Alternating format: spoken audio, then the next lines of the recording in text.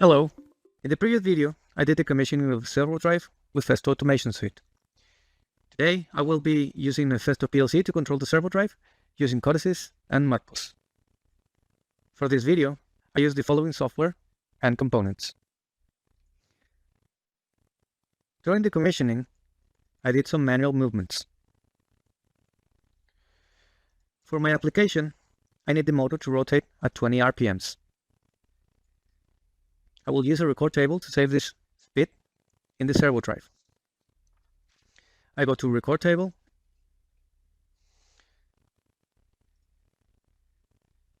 add record set, motion task, velocity, and in target velocity I write 20. By clicking on execute, the motor rotates with a speed of 20 RPMs. And I will also add another record set with a target velocity of 60. Apply. By clicking on execute, the motor now rotates with a speed of 60 RPMs. The PLC will basically do the same. Send the record number, 1 or 2, and start signal.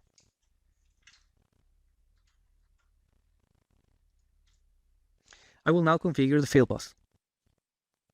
I go to fieldbus configuration and select Modbus.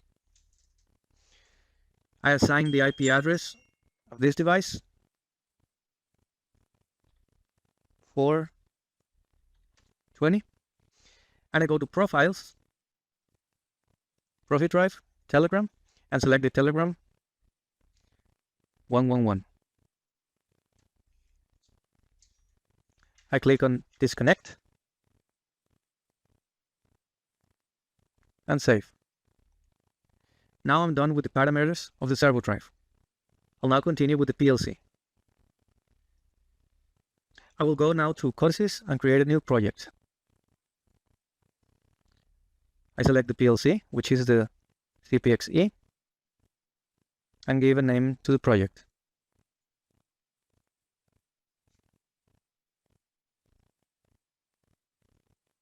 I select the PLC type, click OK.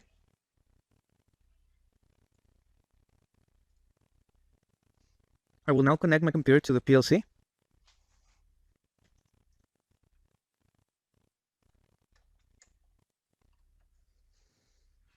And the PLC to my Servo-Drive. Now I double click on the device and go to communication settings.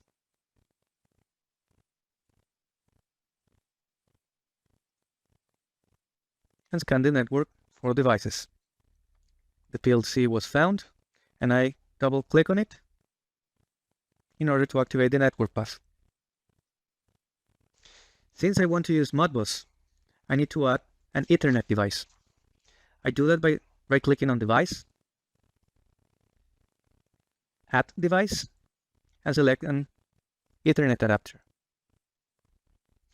Additionally, I need a Modbus TCP master.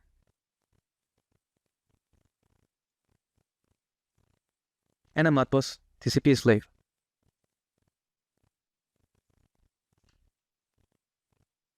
Okay. Now I need to configure the parameters of my Ethernet device. I click on Ethernet, General, and I choose the PLC connected to my network,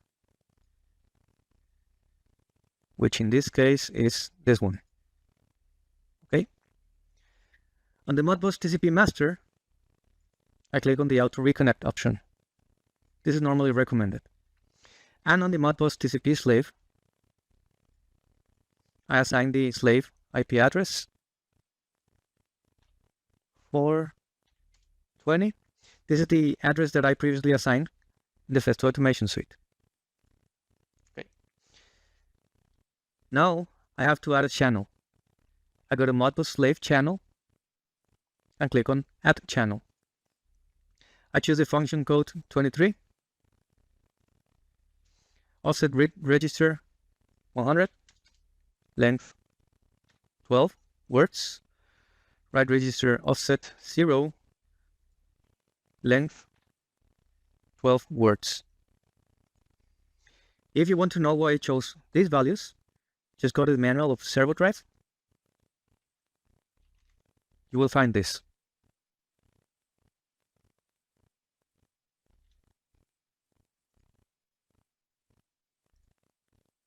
The PLC has now access to the Servo-Drive and can manually activate the bit or byte that I want. If I go to Modbus slave IO-Mapping, I see the following.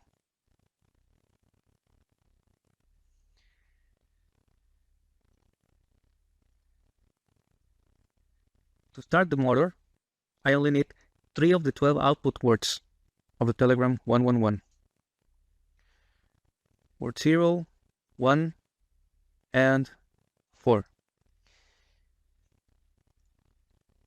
You can find the meaning of each word in the manual of the Servo-Drive. I'm going to write the name in these words.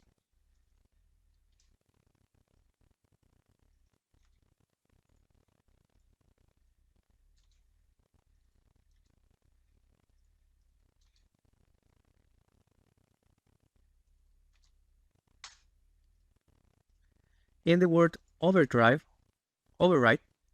I'm going to write a default value of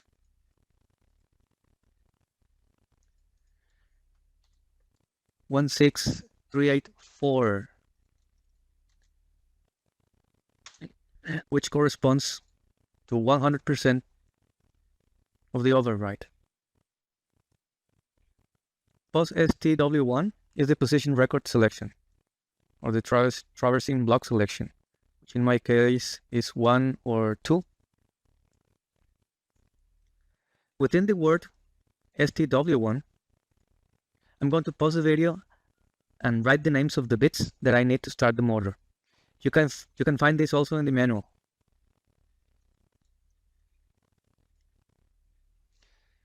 By default, I need to set some bits that need to be true in order for the drive to be ready. For example, PLC control and these others. So now I'm done. And I will now connect to the PLC and see if it works.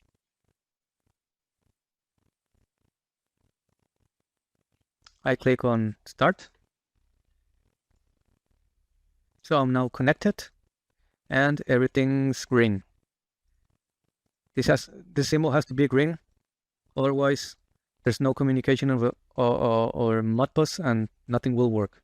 So these are the signals that I already activated.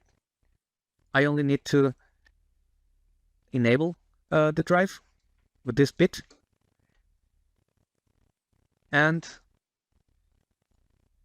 this is the record number 1, and I'll just click on execute or activate. And now my motor is running. The velocity is 20 RPMs. And everything looks fine. I'm gonna deselect this execute and set the record set number 2. I click on activate again, and the motor will rotate 60 revolutions per minute. It's a little bit faster. Otherwise, it's a little bit boring.